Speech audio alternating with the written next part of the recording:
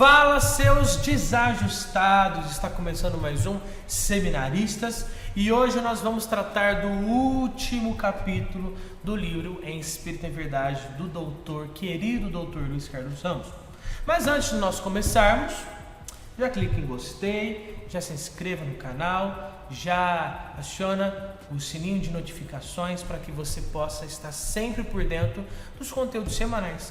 Toda sexta-feira tem vídeo novo.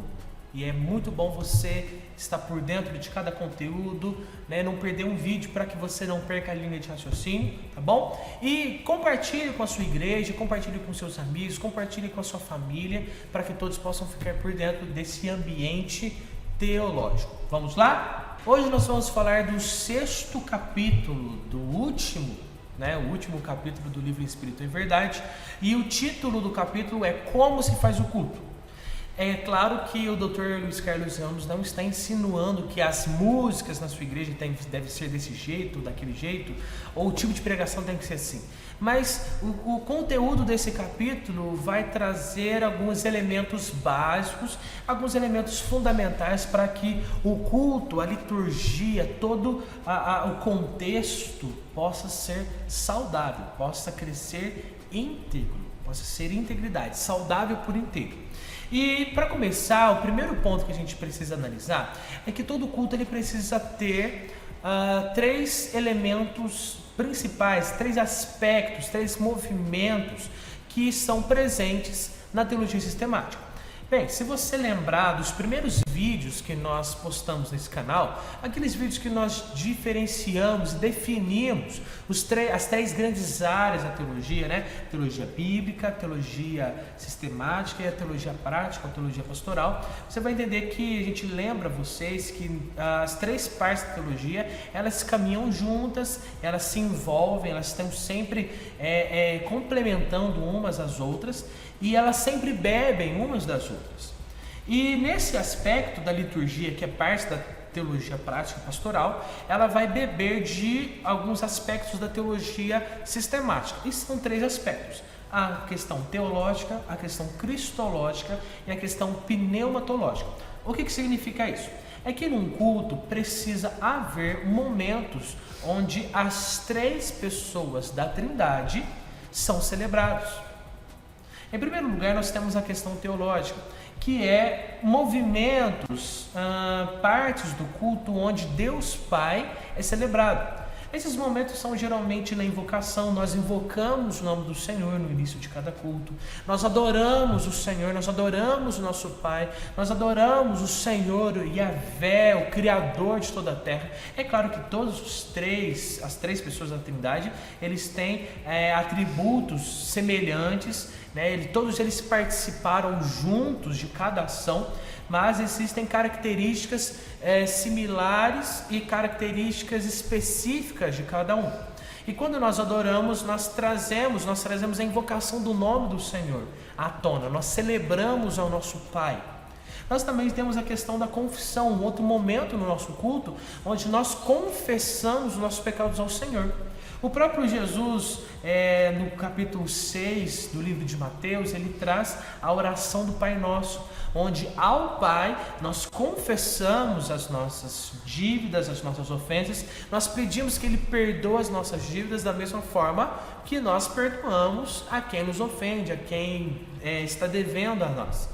Então, nós temos a parte da invocação, da adoração, da confissão, alguns dos momentos onde a pessoa do Pai é celebrada. Aí nós passamos para o segundo aspecto, que é o aspecto cristológico, onde a pessoa de Cristo, a pessoa do Filho, é celebrada. Dentro disso nós temos o próprio perdão, porque apesar de nós confessarmos ao Pai nossos pecados, a fé, a convicção de que nós somos justificados vem através do sangue de Jesus. O sangue de Cristo que nos purifica de todo pecado. Nós temos fé e nós temos certeza que o sacrifício de Cristo foi suficiente para retirar a culpa de nós, para retirar de nós toda a contaminação do pecado. Nós somos justificados pela cruz de Cristo, pela fé no sangue de Cristo. né? É a certeza na cruz, é o orgulho que nós temos na cruz de Cristo que nós recebemos o perdão do Senhor, né? E também uma outra forma, um outro momento no culto litúrgico que nós celebramos a pessoa de Cristo é na pregação. A pregação expositiva, ela precisa ter a cruz de Cristo como o centro.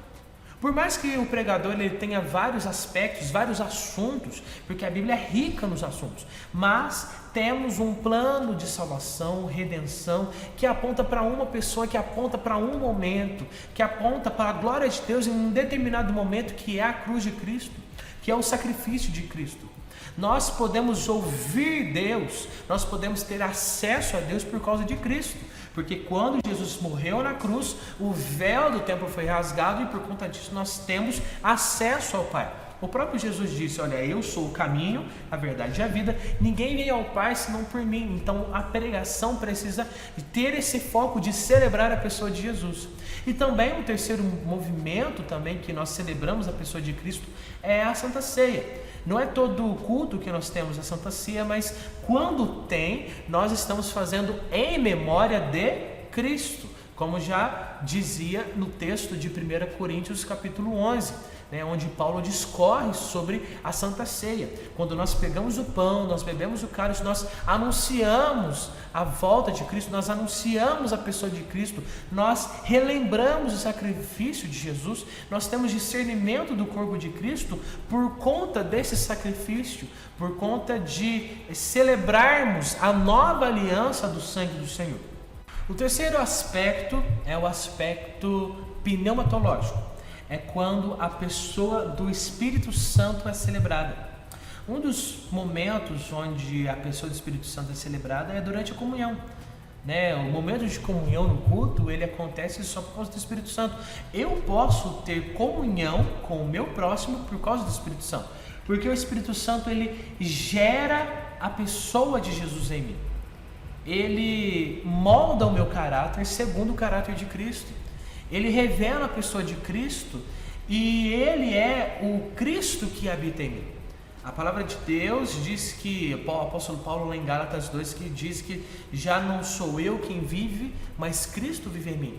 Cristo vive em mim através do Espírito Santo. O Espírito Santo é o Deus dentro de nós, é o Deus que habita as nossas vidas. E por conta desse habitar que eu tenho condições de ter comunhão uns com os outros, com o meu próximo, com os meus irmãos. Então esse é um dos momentos. Um outro momento também onde nós celebramos a pessoa do Espírito Santo é na consagração, no envio. Quando eu ouço a palavra de Deus na pregação expositiva e eu decido colocar isso em prática, é quando eu dou o passo de fé e eu vou realizar a missão que o Senhor nos concedeu, a missão que o Senhor nos ordenou. Quando a gente olha lá para Mateus 28, versículo 18, 19 e 20, Jesus disse: toda autoridade foi me dada nos céus e na terra, portanto vão a todas as nações, façam discípulos, batizando-os em nome do Pai, do Filho e do Espírito Santo, ensinando-os a guardar tudo que eu tenho ordenado a vocês, e eis que eu estou convosco todos os dias, até a consumação dos séculos. Esse texto, ele só faz sentido à luz de Atos 1:8, que quando Jesus diz, e vocês receberão poder ao descer sobre vós o Espírito Santo, e vocês serão as minhas testemunhas, tanto em Jerusalém, Judéia, Samaria, até os confins da terra. Os dois textos eles precisam estar juntos, complementando um ao outro. Eu só consigo realizar a missão, a grande comissão que o Senhor me ordenou no poder do Espírito Santo. E também tem a questão de que Jesus disse: eu estarei convosco todos os dias até a consumação dos séculos. Isso só é possível na pessoa do Espírito Santo. A presença do Espírito Santo na igreja, no cristão, que traz essa certeza que Cristo está conosco. Então, o culto litúrgico, recapitulando, ele precisa ter esses três aspectos, da forma como você quiser, desde que a pessoa do Pai seja celebrada, a pessoa do Filho seja celebrada, a pessoa do Espírito Santo seja celebrada, e sempre relembrados, né, que são eles, né, o culto é para eles, eles são celebrados, é o nosso encontro com eles que traz todo sentido ao culto. A gente continua o conteúdo sobre emoção e razão. Isso é uma questão um tanto quanto polêmica, porque hoje em dia a gente observa em muitas igrejas a falta de equilíbrio. Ou a gente percebe em algumas igrejas um culto excessivamente emocional, ou nós percebemos em outras igrejas demasiadamente racional. É sempre bom entender que o equilíbrio ele é a resposta, ele é a melhor forma de nós conduzirmos as coisas. Nem muito a 8, nem muito a 80. Nós precisamos ter um equilíbrio, zelar pelo equilíbrio. A palavra de Deus em Romanos 12, versículo 1 diz: Rogo-vos, pois, irmãos, pelas misericórdias do Senhor, que apresenteis os vossos corpos como sacrifício santo e agradável ao Senhor. E o apóstolo Paulo diz que este é o vosso culto racional. O fato do apóstolo Paulo dizer que este é o vosso culto racional não anula as emoções de cada indivíduo. O fato de nós precisarmos oferecer um culto racional não quer dizer que durante o culto as nossas emoções não estejam envolvidas. Você tem a liberdade de chorar dentro de um culto. Você tem a liberdade de rir, de celebrar o Senhor. É claro que tudo deve ser com entendimento. O apóstolo Paulo aos Coríntios, ele é enfático. Eu vou orar no meu espírito, mas eu vou orar com a razão. Eu vou cantar no espírito, mas eu vou orar com a consciência, eu vou orar com o entendimento. O apóstolo Paulo está dizendo que nós precisamos ter entendimento daquilo que a gente está fazendo. É um problema isso, porque hoje nós percebemos que muito do que nós acreditamos e daquilo que nós celebramos no culto, nós fazemos no automático. A pessoa ela faz, ela diz, mas se você pergunta o porquê, ela não sabe responder. É que muitas das nossas crenças a gente acredita pelo automático, a gente acredita porque a Bíblia diz, ou a gente acredita porque o pastor falou, ou a gente acredita porque a nossa família vive numa cultura onde se vive, onde se tem esse princípio, esse valor. Mas nós precisamos ter entendimento daquilo que nós estamos fazendo. Toda parte do culto, todo detalhe do culto precisa ser entendido, precisa ser explicado. Todo movimento, todo momento, todo texto bíblico precisa ter uma razão, precisa ter uma lógica. Isso não anula a emoção. A gente olha para, na minha opinião, o modelo de adorador, rei Davi. A gente percebe nos escritos dos Salmos que Davi, ele constantemente se emocionava na sua celebração cultica, na sua adoração a Deus. Existem momentos onde Davi, ele celebra, ele dança, ele ri, ele se alegra, e existem outros momentos onde ele chora, onde ele se entristece, onde ele fica introspectivo, quebrantado, contrito.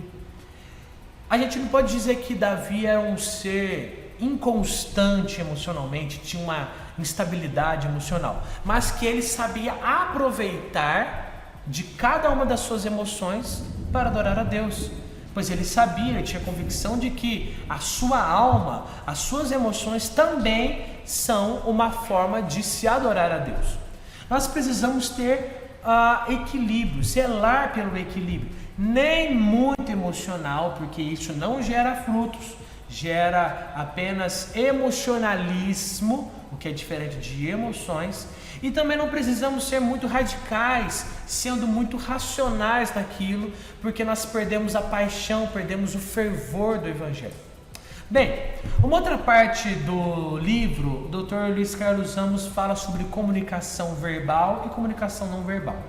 E dentro da comunicação verbal nós encontramos os 5 sentidos, onde através dos 5 sentidos nós estabelecemos uma comunicação não verbal.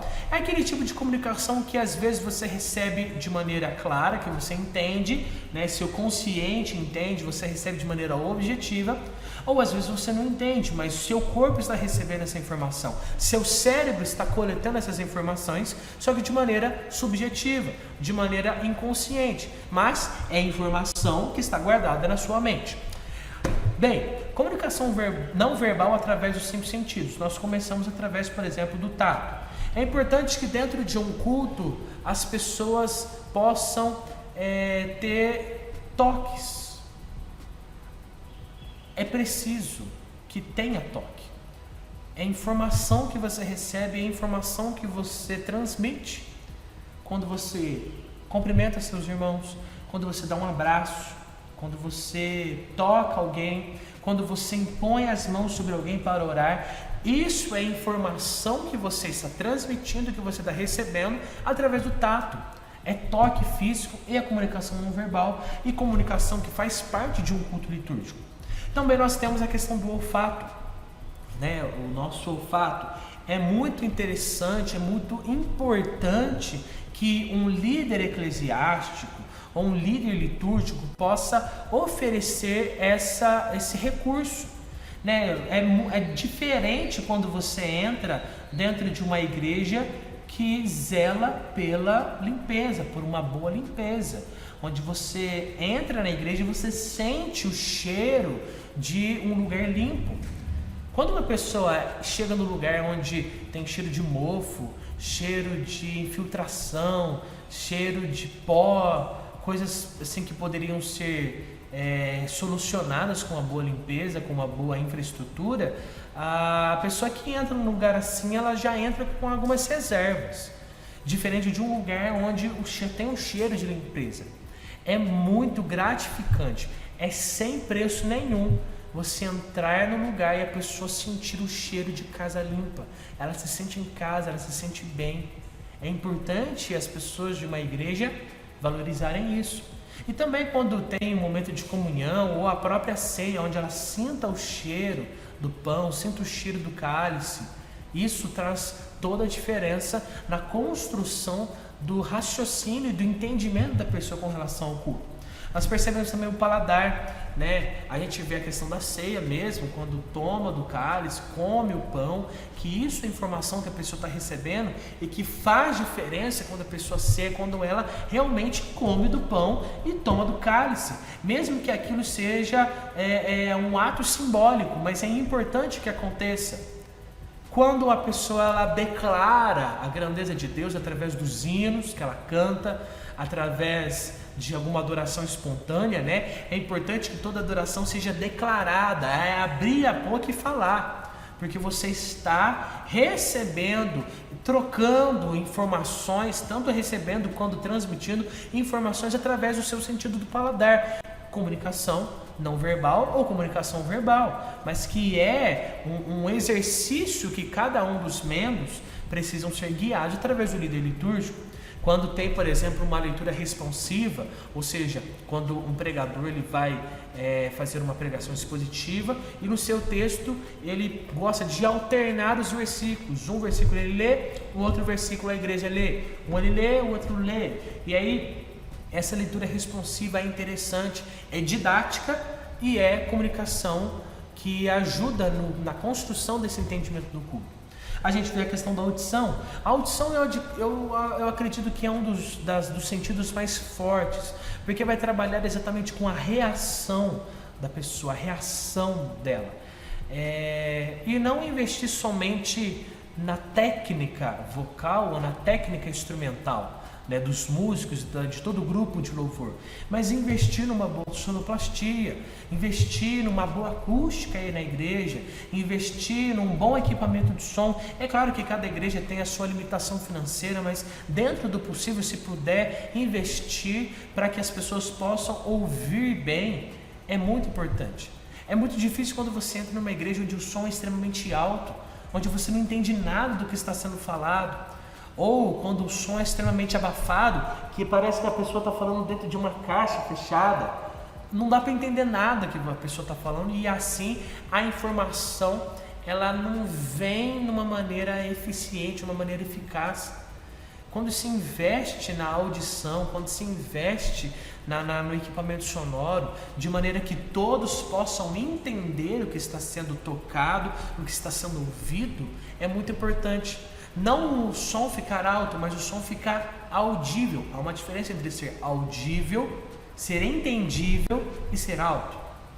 Quando a gente pensa, por exemplo, uma curiosidade, existem alguns restaurantes ao redor do mundo, especificamente na Europa, alguns restaurantes bem chiques, onde o dono do restaurante, o gerente, eles contratam engenheiros sonoros e sonoplastas para produzirem o som ambiente do restaurante.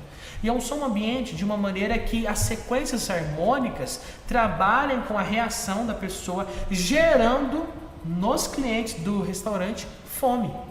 A pessoa está comendo e tem aquele fundinho musical que, sem querer, na verdade sem a pessoa perceber, vai gerando mais fome nela, porque as sequências harmônicas estão programadas exatamente para esse fim. A pessoa ela come de uma maneira excessiva sem perceber, porque é informação subjetiva, é comunicação não verbal. O som, a música, ela tem um poder incrível. Você já tentou assistir um filme sem trilha sonora?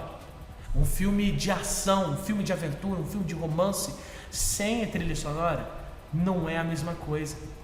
Assim, existe música que te deixa feliz, existe música que te deixa triste, existe música que te deixa com sono, que te deixa cansado, que deixa as pessoas excitadas e que chega ao ponto de deixar a pessoa com fome. Existem até coisas até mais complicadas, chocantes.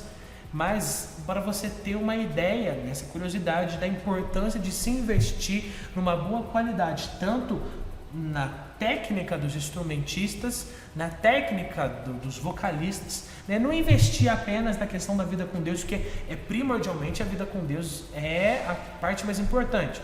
É o agir do Espírito Santo através da música, a unção de Deus no culto. Mas isso não está desvinculado dos músicos estudarem, dos vocalistas estudarem, aprenderem, desenvolverem o dom que Deus os presenteou.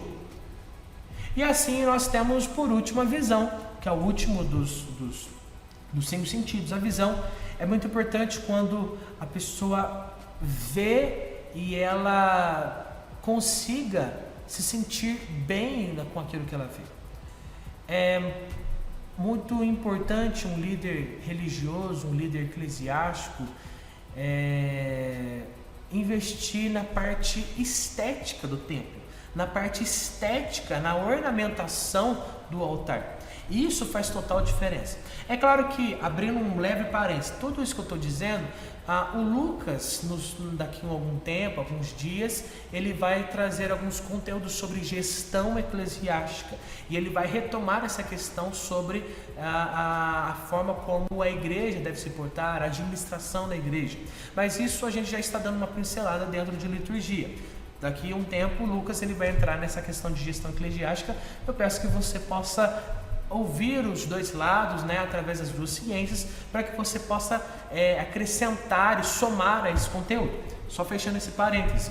Então, é importante se investir na estética, porque a estética ela diz muito, é comunicação não verbal.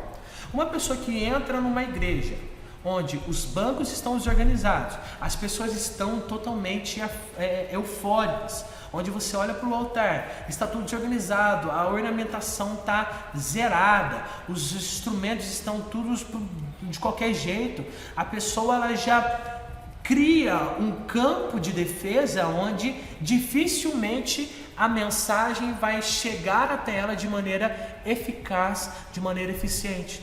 Agora, se ela chega num lugar onde a estética é bem representada, onde se investe na estética, onde se investe na beleza da arquitetura, da ornamentação, né, na organização das coisas, as cores do templo são cores vivas que transmitem esse aconchego, esse lugar seguro, a pessoa ela se sente mais à vontade.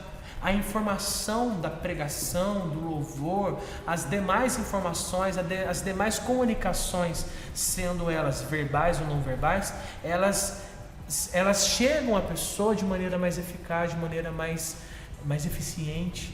E isso é muito importante. Bem, esse livro tem muito mais informações, o Dr. Luiz Carlos Ramos ele discorre muito mais, né? Aqui nesse canal nós temos apenas o material que é o fundamental, o básico de cada livro, para que você possa ter um entendimento do livro todo. Acho que é interessante você comprar, adquirir o livro pela editora Editel e na livraria Angular, tá bom? Semana que vem nós vamos falar sobre arte e cultura, como que a arte e a cultura, como é que ela acontece no culto, como ela pode ser usada a favor do culto para a glória de Deus. Você possa ter um ótimo final de semana, Deus abençoe e até a próxima.